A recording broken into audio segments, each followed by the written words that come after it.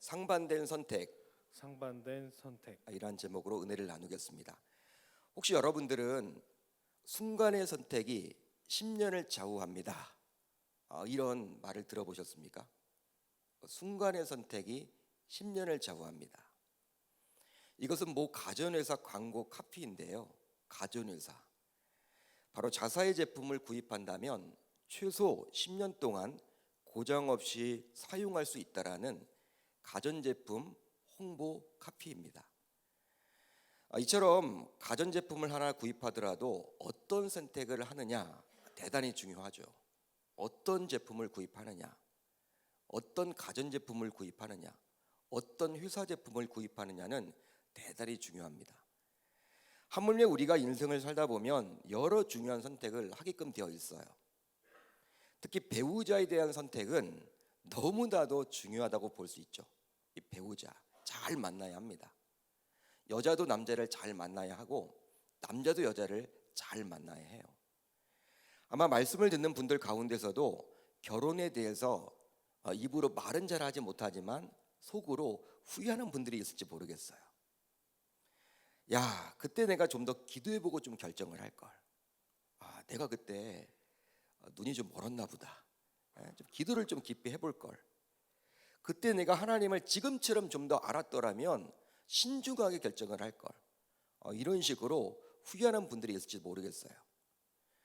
다음으로 직업에 대한 선택 또한 인생의 여정 속에서 중요하다고 볼 수 있겠죠.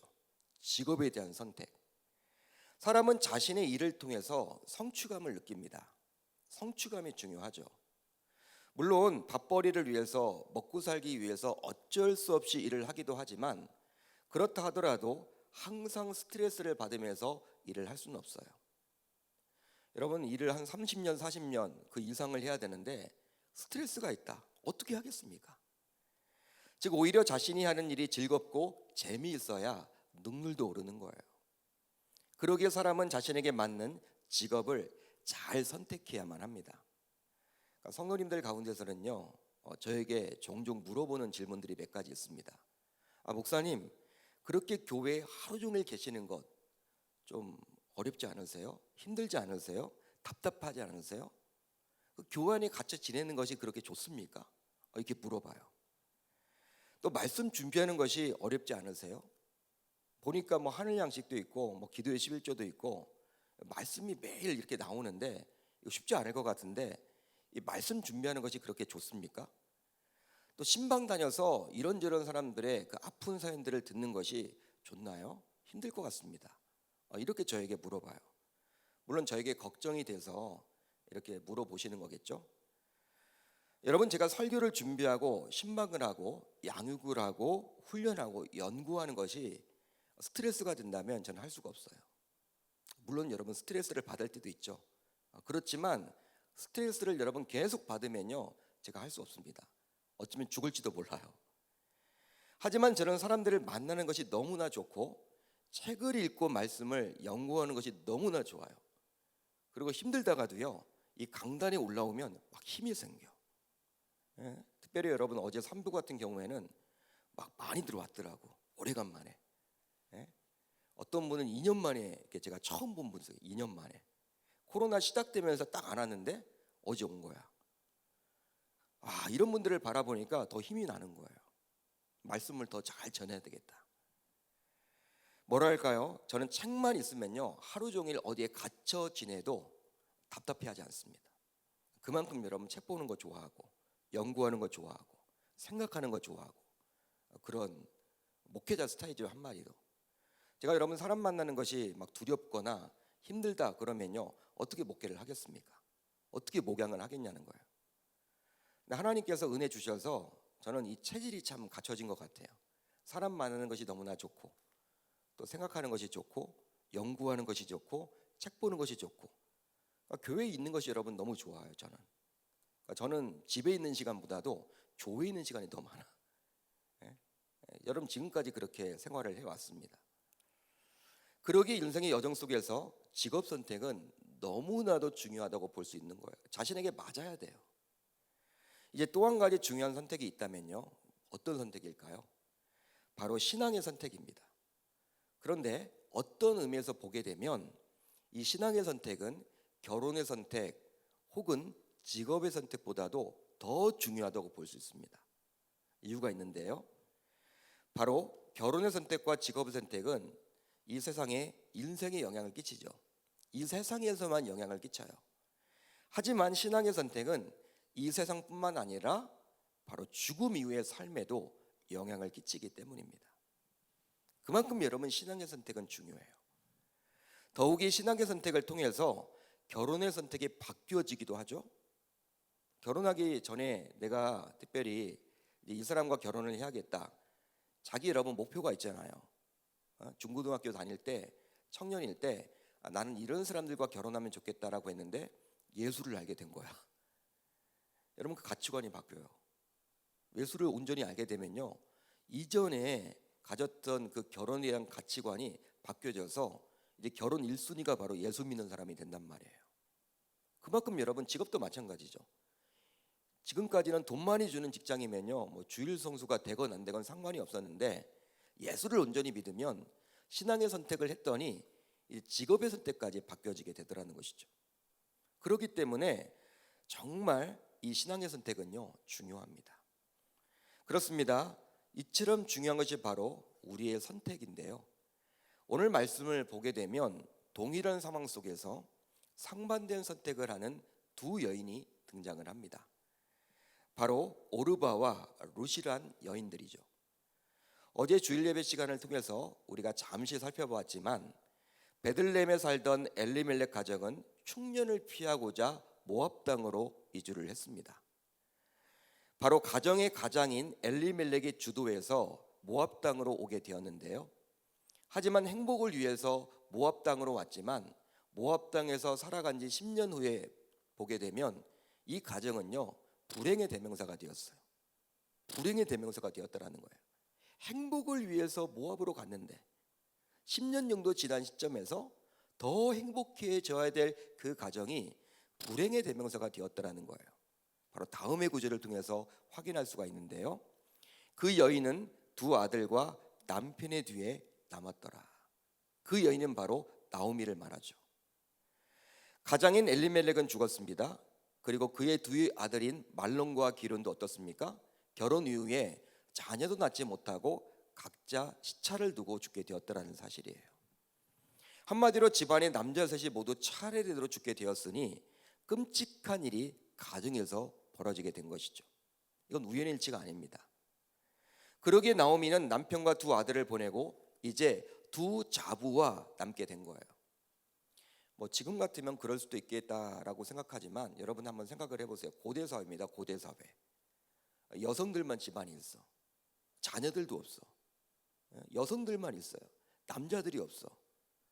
여러분 법적으로 보호받지 못해요. 법적으로 보호받지 못하고 약자 중에 약자가 되는 거예요. 여러분 그런 가정으로 지금 남게 된 것이죠. 그런데 이런 불우한 상황 속에서 오늘 말씀을 보게 되면 이 집안에 복음이 들려지게 되었습니다. 복음이 들려지게 되었다는 사실이에요. 바로 다음의 구절을 보면 우리가 확인해 볼 수가 있는데요. 이런 내용입니다.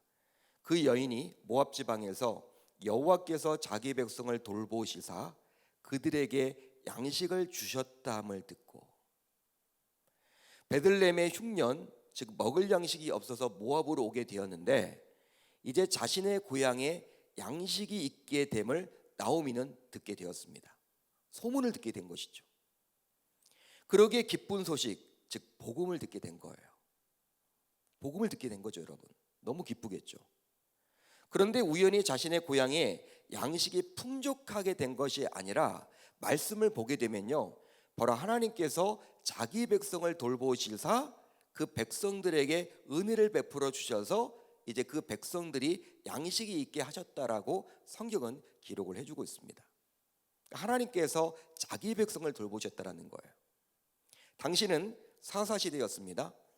그렇기 때문에 사사시대에 떡집이란 뜻을 가지고 있는 이 베들레헴의 흉년이 들었다라는 것은 일종의 하나님의 징계예요. 하나님의 심판입니다. 하나님이 지금 다스리고 있는 거예요. 바로 하나님의 백성들이 제대로 온전히 신앙생활을 하지 못했기 때문이죠. 하나님만을 섬겨야 될 그 백성들이 우상에게 절을 하고 우상을 섬기다 보니까 이제 하나님은 화가 나신 거야. 그래서 그들을 징계하고자 그 떡집, 풍요로워야 할 그 떡집인 베들레헴에 이제 흉년이 오게 된 것입니다. 그런데 어떻게 되었어요? 이제 하나님이 자신의 백성을 돌보기 시작했다라는 것은요, 이제 은혜를 베풀어 주시기 시작했다라는 거예요. 할렐루야, 할렐루야. 따라서 이런 복음을 듣게 된 나오미는 이제 그간 자신의 집안이 잘못된 선택으로 오게 된 모압 땅에서의 생활을 청산하고 하나님의 공동체로 돌아가기로 다짐하게 되었습니다. 잘못된 선택을 한 거죠. 그 가장인 엘리멜렉이 그곳에 머물러야 하는데, 하나님의 백성들은 모압 땅, 이방 땅으로 가면 안 되는데, 그곳에서 쇼부를 봐야 되는데, 힘들고 어려워도 그곳에서 그 시험과 유혹과 징계를 잘 이겨내야 하는데, 기도하는 가운데 그렇지 못하고 떠나버렸잖아요. 도피해버렸잖아요. 피해버렸잖아요. 이게 잘못된 선택이거든. 그렇기 때문에 이제 나오미는 돌이키기로 작정을 합니다. 우리가 잘못했구나, 잘못 살았구나. 이에 두 며느리와 함께 일어나 모압 지방으로 돌아오려 하여 있던 곳에서 나오고, 두 며느리도 그와 함께하여 유다 땅으로 돌아오려고 길을 가다가, 결국 나오미는 자신의 두 자부와 함께 모압 땅에서 유다 땅으로 돌아가기로 결정했습니다. 하지만 나오미는 두 자부였던 오르바와 룻에게 각기 친정으로 돌아가 다시 새로운 가정을 꾸리도록 종용하죠. 특히 나오미는 자신을 선대한 두 자부를 하나님께서도 선대하시도록 빌어줍니다. 축복해요. 여러분, 시어머니인 나오미의 입장에서는 두 자부를 데려가면 자신은 편해요. 몸종 부리듯이 부리면 돼요. 고대 사회니까. 지금과는 달라요, 여러분들. 시어머니가 시키면 자부들은 무조건 죽는 척까지 해야 돼. 자신은 편할 수 있어. 자기 몸 한 뚱이, 자기 몸은 편해요. 데려가면 몸종이나 마찬가지니까. 하지만 나오미는 자신의 피로보다도 자부들의 장래, 미래를 생각해서 그런 결단을 내린 거예요. 친정으로 돌아가라. 너희 고향으로 돌아가라. 따라서 이런 나오미의 결정은 자부들을 향한 진심 어린 배려라고 볼 수 있는 것이죠. 거기에 더하여 나오미는 현실적인 이유를 들먹이면서 두 자부에게 돌아가도록 이야기를 합니다. 룻기 1장 11절 이하를 보면 그 이유가 나오는데요, 제가 한번 읽어드릴게요. 나오미가 이르되 내 딸들아 돌아가라. 너희가 어찌 나와 함께 가려느냐? 내 태중에 너희의 남편 될 아들들이 아직 있느냐? 내 딸들아 되돌아가라. 나는 늙었으니 남편을 두지 못할지라. 가령 내가 소망이 있다고 말한다든지 오늘 밤에 남편을 두어 아들들을 낳는다 하더라도 너희가 어찌 그들이 자라기를 기다리겠으며 어찌 남편 없이 지내겠다고 결심하겠느냐? 여러분, 우리의 관점으로 보게 되면요, 이 말이 이해가 안 되죠. 이게 무슨 말이야? 무슨 말이야? 여러분, 이해가 잘 되지 않아요. 여러분, 하지만 당시 구약 시대에는 이런 독특한 관습이 있었습니다. 독특한 관습. 바로 어떤 관습이냐면 형사 취수 제도라는 관습이에요. 형사 취수 제도. 유대 사회에서 형제 중 마지가 자녀를 낳지 못하고 죽게 되면요, 마지의 부인을 돌아보기 위해서 그 동생이 그녀를 아내로 취하여 데려갔습니다. 그래서 자녀를 낳게 되면 그 자녀를 형의 호적에 올려요. 그래서 형의 가계를 잇도록 하는 거예요. 더욱이 고대 사회에서 남편 없이 홀로 지내는 여인, 이 과부가 된다는 것은요, 정말 쉬운 일이 아니었고 법적으로도 보호받지 못했죠. 그렇기 때문에 이런 형사 취소 제도를 통해서 하나님께서는 불쌍한 과부를 배려했던 것입니다. 구약 시대에만 있던 그런 제도예요. 하나님의 사랑과 배려가 있는 제도죠. 나오미는 이런 형사 취소 제도를 이용한다 하더라도 자신이 새로 낳을 아들을 기다리느라고 시간을 낭비할 수 없다라고 이야기를 한 거예요. 여러분, 지금 아들 나오면 언제 여러분 장성합니까? 아직 여러분 젊은 이런 자부들인데, 그러니까 여러분 현실적으로 이게 불가능하다는 거예요. 나오미는 지금 늙었다라는 거예요. 자기는 결혼할 수도 없고 설령 결혼해서 자녀를 낳는다고 해도 언제까지 그 자녀가 자라도록, 그래서 결혼하도록 기다리겠냐는 거예요. 따라서 이런 현실적인 상황을 보더라도 두 자부가 친정으로 돌아가는 것이 마땅하다. 그렇게 지금 나오미는 권고합니다. 여러분, 이런 나오미의 두 자부를 향해 말하는 것을 보게 되면 참으로 인간적으로 따뜻한 마음이 느껴지기도 합니다. 여러분, 그렇게 생각되죠? 따라서 지극히 인간적인 관점으로 보게 되면 100점짜리 시어머니로 보여요. 어쩌면 자부들의 이런 모임이 딱 있으면요, 야, 우리 시어머니는 말이야 100점이야, 이 나오미를 자랑할지도 모르겠어요. 응? 여러분, 이런 시어머니가 어디 있어요? 배려를 해주잖아, 고대 사회에서. 하지만 영적으로 보게 되면요, 그러니까 인간적으로 보게 되면 100점 만점이야. 그런데 영적으로 보자고요. 이 나오미를 영적으로 보게 되면 나오미는 빵점짜리 시어머니입니다. 빵점짜리 나쁜 시어머니예요. 왜냐하면 두 자부로 하여금 고향 땅에 머물게 하는 결과만 만드는 것이 아니라 그들이 지금까지 시집와서 믿게 된 여호와 하나님에 대한 신앙을 저버리고 그들이 섬기는 그모스 신에게 다시금 돌아가도록 하는 것과 마찬가지이기 때문입니다. 친정 돌아가면요, 하나님 못 믿어요. 믿었던 그모스 신을 섬기게 되는 거야. 영적으로 보게 되면 끌고 가야 돼. 유대 땅으로 끌고 가야 돼. 그런데 인간적인 생각으로 놔두려고 하는 거예요. 그러니까 빵점짜리 시어머니죠, 영적으로 보게 되면. 실제 여러분, 나오미는 이런 말을 했어요. 나오미가 또 이르되 보라, 내 동서는 그의 백성과 그의 신들에게로 돌아가나니 너도 너의 동서를 따라 돌아가라 하니. 야, 어떻게 이런 말을 뻔뻔하게 할 수 있을까? 이 나오미가 믿음이 있는 사람이냐? 예? 어떻게 당당하게 이런 말을 할 수 있느냐? 야, 오르바는 지금 그 금오서신 믿으러 갔어. 너도 가. 너도 가야 돼. 이런 말이잖아 지금. 어떻게 여러분, 예수 믿는 사람이 이런 말 합니까? 말이 안 되는 거지. 그러니까 인간적으로 보게 되면요, 이 나오미는 100점짜리예요. 시어머니예요. 그렇지만 영적으로 보게 되면 빵점이라니까. 한 영혼이라도 구원해야 되는데, 끄집어와야 되는데, 그 모압 땅에서 벗어나서 유대 땅에 가서 하나님을 온전히 믿게 해야 되는데, 두 자부 충분히 데려올 수 있는데 보내버리려고 하잖아요. 신정으로, 정에 이끌려서. 이거 배려 아닙니다, 여러분. 따라서 나오미의 이런 모습은 영적인 모습과는 전혀 상관없는 지극히 인간적인 모습이라고 볼 수 있는 것입니다. 그런데요, 성도들 가운데서도 이런 나오미와 같은 분들이 엄연히 존재해요. 뭐라 할까요? 그냥 사람이 인간적이기에 남을 배려하고 남의 의견을 존중하고 그러다 보니 설령 자신이 조금 손해를 보더라도 남에게 피해를 주지 않으려는 분들이 교회 안에도 존재를 합니다. 여러분, 그러다 보면 그런 사람들이 인기가 많아요. 야, 우리 그 기집사님 너무 좋다. 참 배려한다. 인간적이다. 평판이 좋아요. 하지만 이런 분들은 하나님의 뜻과 거리가 먼 지극히 인간적인 결정을 내리기가 쉽다라는 거예요. 영적으로 바라보지 못한다라는 거예요. 실제로 오늘 우리가 살펴보고 있는 나오미의 겉으로 보여지는 모습만 보게 되면 인간적으로 볼 때 자부들을 진심으로 배려하고 있기 때문에 박수받아 마땅합니다. 그렇겠죠? 교회 내에서도 이런 분들은 박수 받겠죠? 이런 배려를 하니까 사람이 좋잖아. 하지만 하나님의 뜻과는 거리가 먼 결정을 본인이 스스로 내려버리잖아요. 묻지도 않아요. 하나님께 기도하지도 않습니다. 데려가야 되는지 말아야 되는지.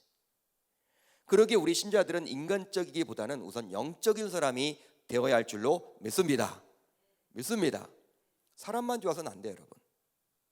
사람 좋은 게 여러분 죄일 수도 있어요. 사람 좋은 게 죄일 수도 있어요. 여러분, 베드로가 예수님에게 어떤 말 합니까? 예수님이 여러분들 이제 잡혀 죽는다라고 하니까 베드로가 어떻게 해요? 내가 끝까지 당신을 막아주겠습니다. 예? 나는 특별히 그러지 않겠습니다. 나는 특별히 당신을 끝까지 스승을 내가 보호하겠습니다 라고 하니까 예수님이 뭐라고 해요? 사단이라고 하죠. 사단아 물러가라. 예? 여러분, 하나님의 뜻은요, 예수님이 십자가에 못 박히는 거예요. 그 길을 가야 되는 거야. 베드로가 지금 가로막고 있는 거야. 베드로의 여러분 그런 말은요, 참 인간적이죠. 스승을 보호하려고 하는 마음 좋잖아요, 여러분. 근데 예수님은 왜 여러분 사탄이라고 합니까? 하나님의 뜻이 아니라는 거예요.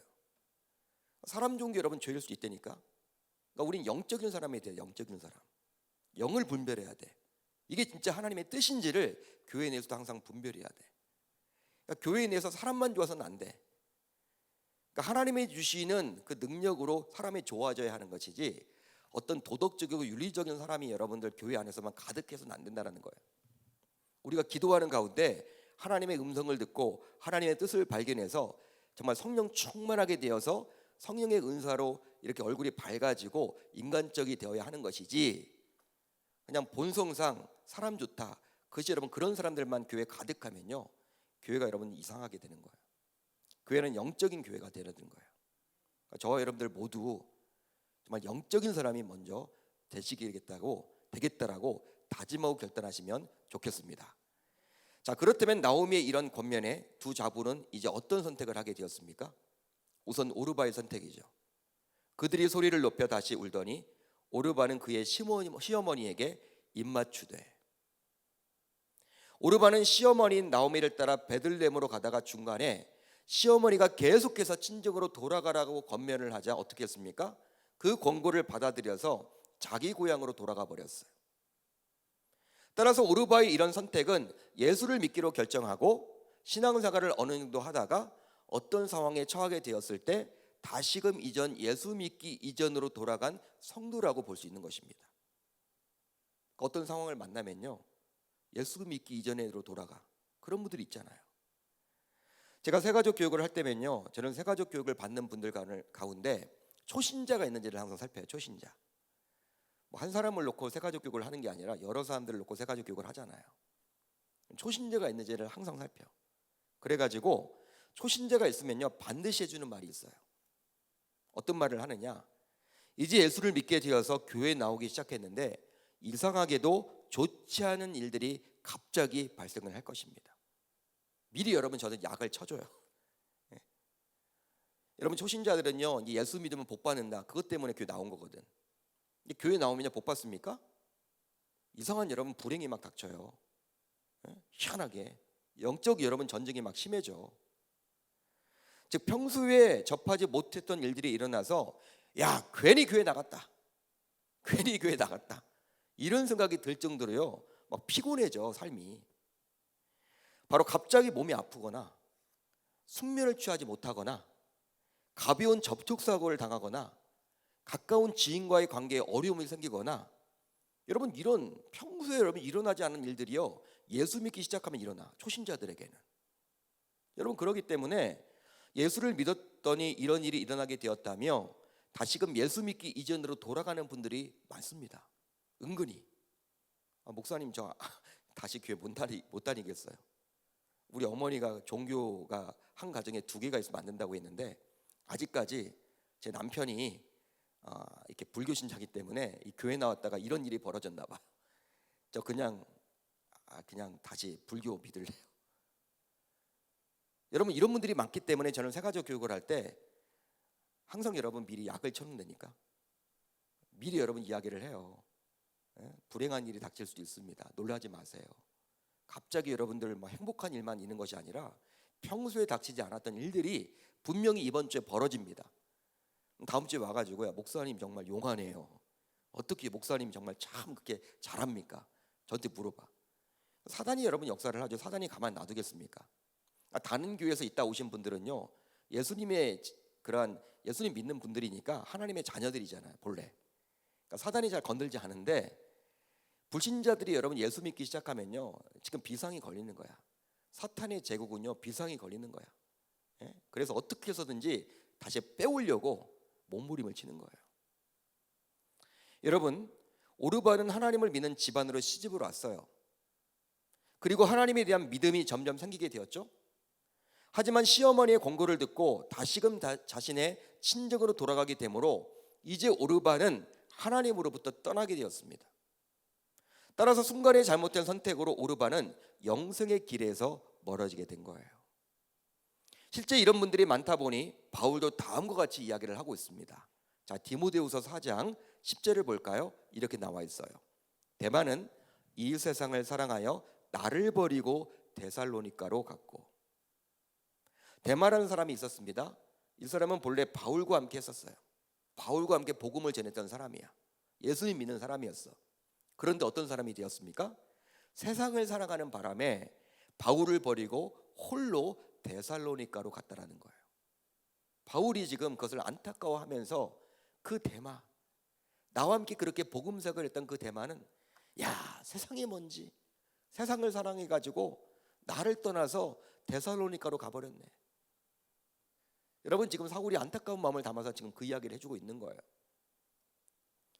따라서 이렇게 신앙의 길에서 중도 탈락하는 분들이 은근히 많습니다.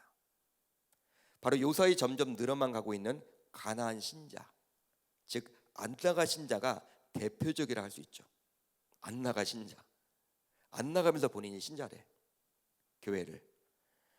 그러기에 진정한 신앙은 끝까지 완주하는 신앙임을 저와 여러분들은 반드시 기억해야 할 줄로 믿습니다. 끝까지 가야 하는 거예요. 왕년에 내가 교회를 위해 얼마나 헌신을 했다. 왕년에 내가 새벽 예배를 한 번도 빠지지 않았다. 10년 동안. 왕년에 내가 사업이 잘 될 때는 11조를 드렸다. 교회를 내가 몇 개 세웠다. 근데 지금은 교회를 안 다닌다? 천국 가는 것은요, 왕년의 신앙으로 가는 게 아니라 지금 현재의 신앙으로 가는 거예요. 여러분, 그렇기 때문에 마라톤 경주와 같아. 여러분, 아무리 10km까지 1등을 다닌다 해도 42.19km, 여러분 끝에 1등이 돼야지만 그게 마라톤 우승자가 되는 거지.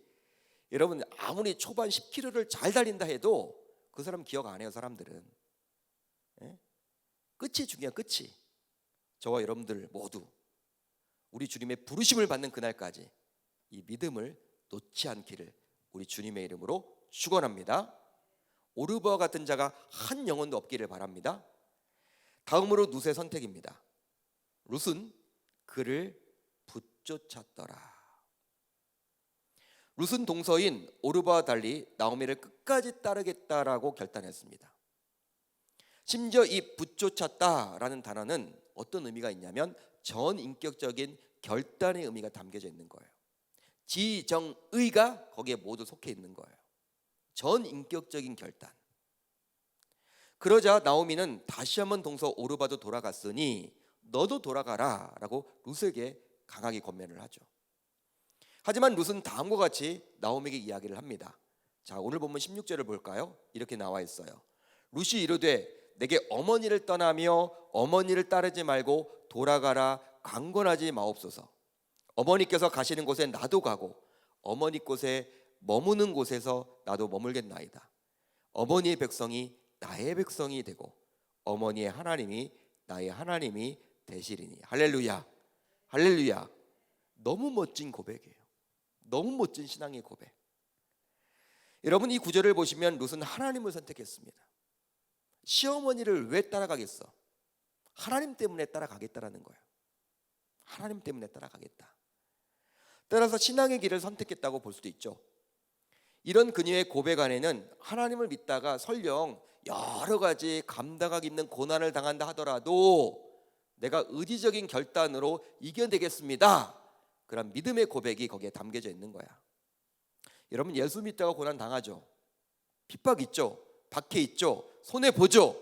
그렇지만 예수님 때문에 내가 의지적인 결단으로 따르겠습니다. 끝까지 따르겠습니다. 설령 손해를 보더라도, 핍박을 당하더라도, 고난을 당하더라도 그 하나님 버리지 않겠습니다. 여러분, 룻의 고백이에요. 결국 이런 룻의 순간의 선택은 이제 어떤 결과로 이어집니까? 룻이 여러분 이렇게 하나님 붙들었잖아요. 어떤 결과로 이어져요? 바로 마태복음 1장에 나오는 예수 그리스도의 계보에 이름이 당당히 올라갔어요. 여러분, 유대사회, 고대사회입니다. 여자 인권이 없죠. 우리나라도 족보에는 여성의 이름이 안 들어갔잖아요. 응? 유대사회는 더 했죠. 사람 취급도 안 했죠. 근데 예수님의 족보, 와, 사람의 족보도 아닌데 대통령의 족보만 하더라도 대단하다고 그래요. 집안에 장차관이 몇 명이다, 대통령이 나온 집안이야. 그렇지만 예수 그리스도의 계보에 룻의 이름이 나와요. 제가 알려드릴게요. 보아스는 룻에게서 오벳을 낳고 오벳은 이새를 낳고 이새는 다윗 왕을 낳으니라. 할렐루야. 할렐루야. 이방 즉 모압 여인이었지만 룻은 그리스도의 계보의 이름이 당당히 기록되는 축복을 받게 되었습니다. 할렐루야. 할렐루야. 그렇습니다. 본래 이방 땅에서 하나님을 몰랐지만 믿는 집안으로 시집을 가게 되어 룻은 하나님을 믿게 되었고 그 결과 나오미를 따라 유다 땅으로 들어가므로 결국 다윗의 증조 할머니가 되었고 그리스도의 계보에 오르는 만남의 축복을 경험하게 된 것입니다. 따라서 룻이 나오미를 만나 축복을 경험했듯이 우리 또한 누군가를 만남으로 축복을 경험하는 5월 한 달이 되실 수 있기를 우리 주님의 이름으로 축원합니다. 축원합니다. 여러분, 룻처럼 하나님을 선택해야 하는 거예요. 어떤 상황 속에서도 하나님 놓치시면 안 돼요.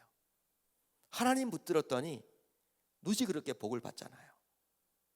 하나님 붙들면요 손해가 잠시 있는 것처럼 보여지기도 해. 어떨 때는 승진이 안 될 때도 있어. 하나님 붙들었더니 일이 잘 안 풀릴 수도 있어. 그렇지만 여러분 멀리 보세요. 멀리 보세요. 여러분 룻도 힘들었죠 당연히. 예? 피부 색깔도 다르고 언어도 다르고 야 외국인이다. 지금도 여러분 외국인만 지나가도 다 쳐다보잖아. 근데 그 당시 여러분 유대 사회 속에서 그 베들레헴이라는 지역에 들어갔을 때 오르바가 받는 여러분 그 좋지 않은 눈길, 예? 차별 그런 것들을 여러분 다 당했잖아요. 그땐 여러분 힘들었겠죠. 그렇지만 나중에 예수 그리스도의 계보에 당당히 이름이 오르게 되었듯이 우리가 여러분 예수를 선택하고 끝까지 예수 붙든다면 지금 현재는 손해인 것처럼 보여도 그게 결국은 축복이 된다라는 사실이에요. 내 때 받지 못하는 축복이라면 내 아래 때, 그 아래 때 그런 축복이 계속 임하게 될 줄 우리 주님의 이름으로 축원합니다. 축원합니다.